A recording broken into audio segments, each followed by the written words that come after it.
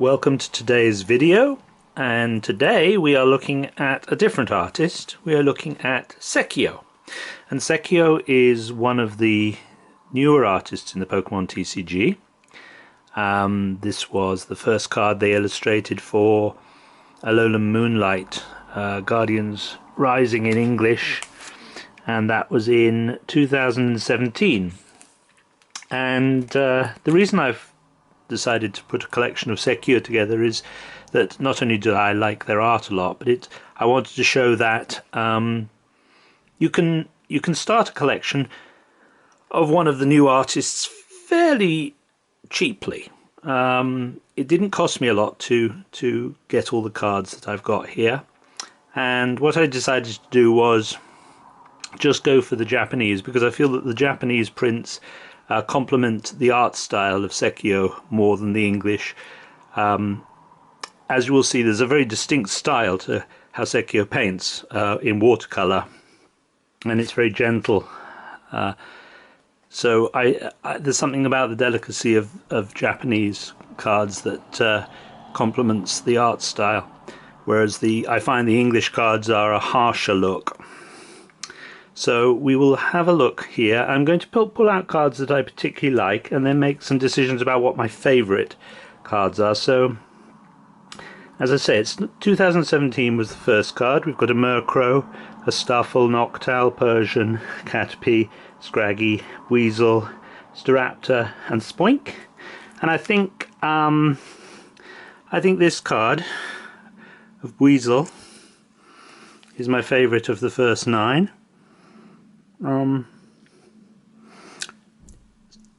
There's often very naturalistic backgrounds in SEKIO's work, a lot of flowers and studies of nature done in a watercolor style, so there's a very typical. There's just something about their art that I really like. It's peaceful. So yeah, we'll keep that one out for the moment and collect it over there. So we'll put together the ones that I particularly like. So we've got a Magikarp, we've got a Holo Delcatty. There's only a couple of holos. The Shaman is also a holo, Oricorio, Togepi, and then there are these 4 that I particularly like. This Houndour, oh, these sleeves are so difficult to get out of these files. There we go. Houndoom, rather, not Houndour. I think that's beautifully done.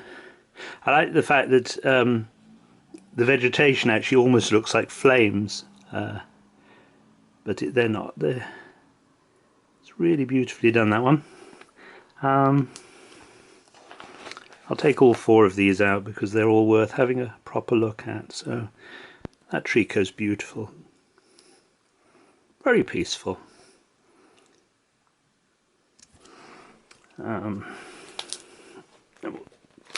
Lapras.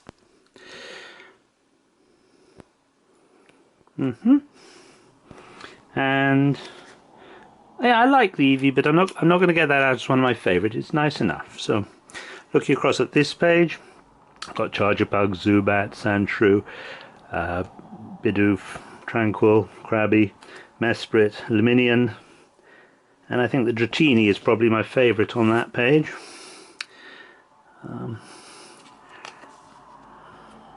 Yeah, that's a beautifully done card.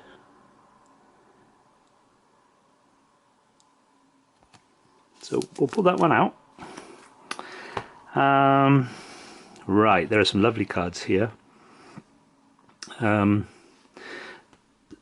This got a reprint, as did this. These 2 got reprinted in VMAX Climax, is it? I don't know, but these are reverse. The reverses with the. So I'm not being totally completist in. Well, I suppose I am in Japanese. SEKIO is actually one. Yeah, it's one of these ones with the hoops thing. As there are no really expensive cards of SEKIO to chase, I'm fairly completist in the Japanese here, getting every print. So yes, I got when it got reprinted, I got the reprint and the reverse.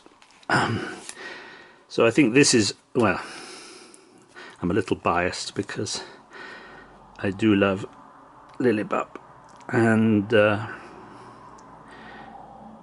is such a beautiful card. It's just so gentle. Let's see, what else am I going to pull out? I actually really like this Nincada.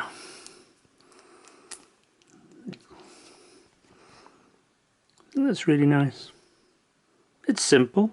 It's just Nincada coming out from under some roots against a sort of clay, muddy background.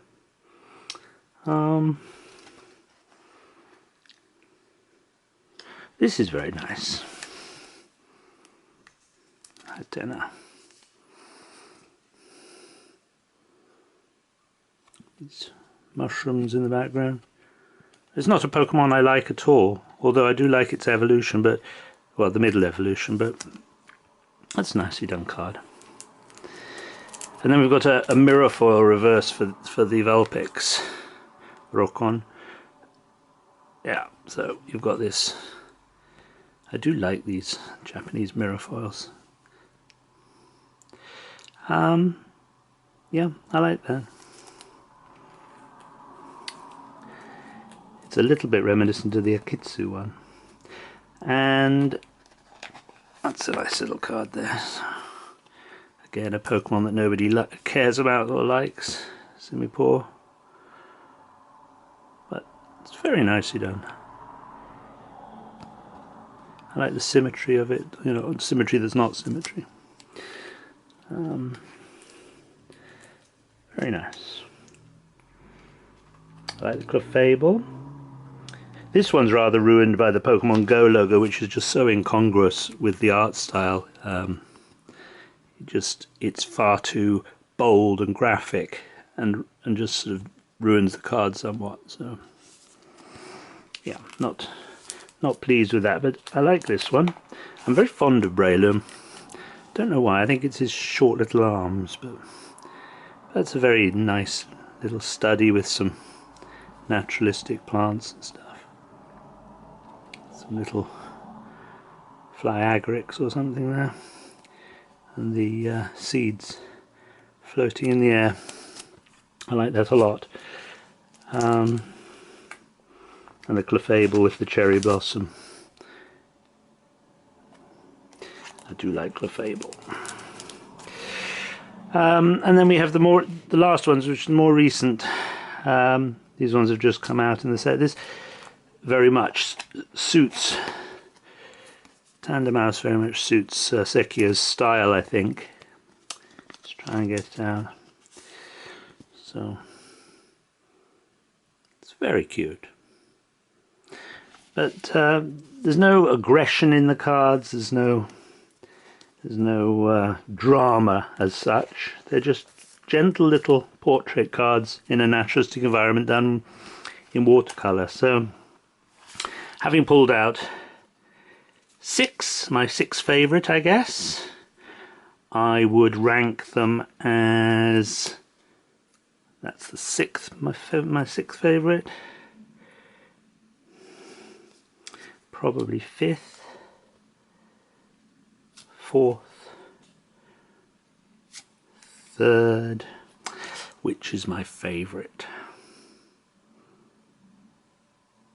I think it's got to go to Lillipup. It's just so cute. I mean,